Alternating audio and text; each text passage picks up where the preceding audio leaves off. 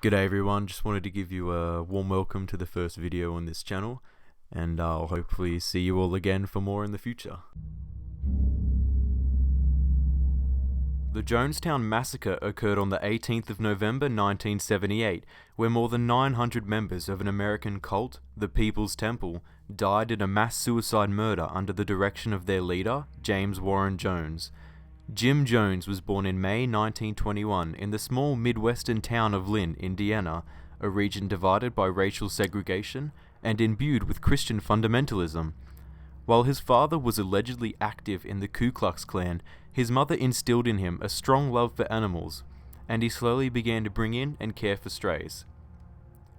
At a young age, he started preaching in a makeshift church in his home to these stray animals, as well as various neighborhood children. He stated when older that his religious heritage was in Pentecostalism, which can be observed throughout his life. Following his parents' divorce in 1945, he moved to Richmond, Indiana, where he met and courted Marceline Baldwin. Years later, and following their marriage in 1949, they moved to Indianapolis.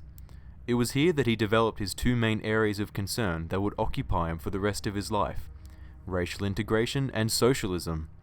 He soon became a pastor, and when he became fed up with the racial issues among the various churches, he decided to split off and founded the Wings of Deliverance, which would soon be renamed the People's Temple.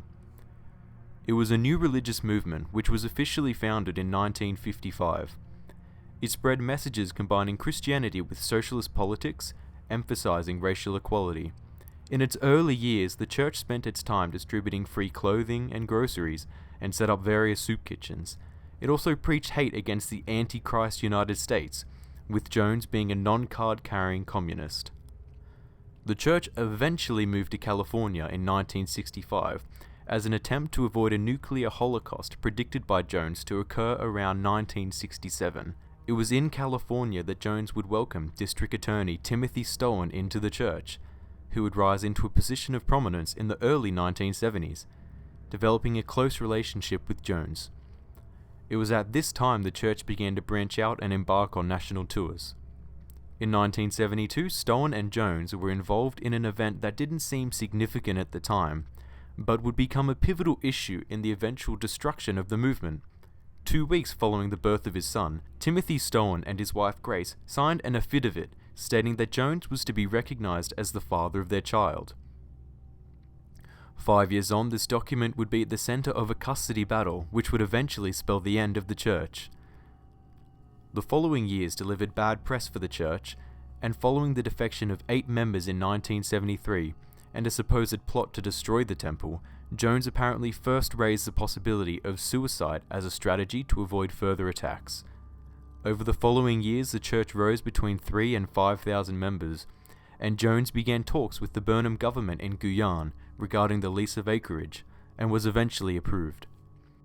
By 1975, around 50 members of the temple were placed in the 3,000 acres leased and were directed to clear the jungle and begin construction of what would become Jonestown. Meanwhile, Jones and the church became involved with San Francisco politics, and his humanitarian efforts garnered significant attention, winning him various awards. Then in 1977, Grace and Timothy Stoen, who had defected from the church, contested for custody of their son John.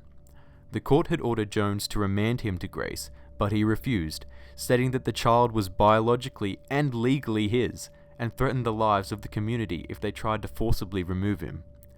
And in 1978, Stoens and other defectors formed the Committee of Concerned Relatives and pursued custody cases against the church and Jones.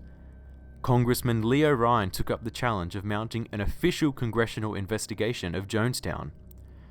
The visit of Ryan, reporters, and relatives on November 17, 1978 to inspect facilities, conduct interviews, and offer an escape for members ended in disaster. They attempted to help 14 dissatisfied residents return to America with them the following day, and were ambushed at the airport by Jonestown security sent by Jones. Leo Ryan, one of the 14 defectors, and 2 reporters were killed. Meanwhile, at 6 p.m. in Jonestown on the same day, the events at the airport led Jones to hold a meeting, stating that the church and life in Jonestown would be ruined if they continued on living.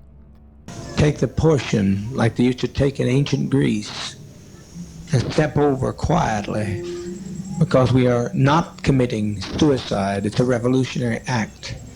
We can't go back. They won't leave us alone. They're now going back to tell more lies, which means more congressmen, and there's no way we can survive. If we can't live in peace, then let's die in peace. You got to move. Are you going to get the medication here? You got to move. Say something to everyone that I see that is standing around and crying. This is nothing to cry about. This is something we should all rejoice about. We've had as much of this world as you're going to get. Let's just be done with it. Let's be done with the agony of it. I want to go. I want to see you go, though. They can take me and do with me whatever they want to do. I want to see you go. I don't want to see you go through this hell no more.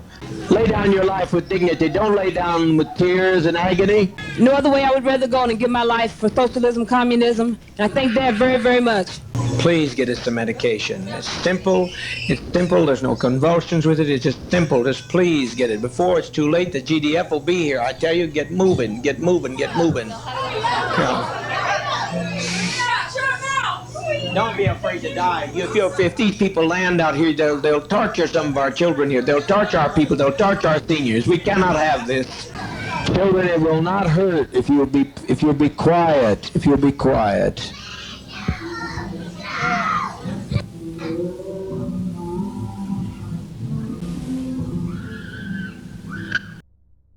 After this 44-minute speech, the members all drank a grape-flavored punch laced with Valium, chloral hydrate, cyanide, and phenergan, and they died soon after. Jones ended his life much quicker with a gunshot to the head. The aftermath revealed that all life had been extinguished, including over 900 men, women, and children, and the town's dogs, fish, farm animals, and pet chimpanzee Mr. Muggs. Sociologically, Jones fits all the archetypes of a cult or sect leader, as he's charismatic and generally world-denying, leaving his followers to essentially kill themselves as an attempt to get away from the evil world around them. This event has been recognized as one of the largest mass suicides in recent history, and while there have been mass cult suicides since, none of them have quite reached the scale of Jonestown. So I hope you enjoyed this first video. It was an incredibly sad topic, but it had some really interesting information that I wanted to share. And if you had any ideas for other videos, leave them in the comment section below. I'll check them out and I might do them. But other than that, I hope you enjoyed it, and subscribe if you want to see more. We didn't commit suicide. We committed an act of revolutionary suicide protesting the conditions of an inhumane world.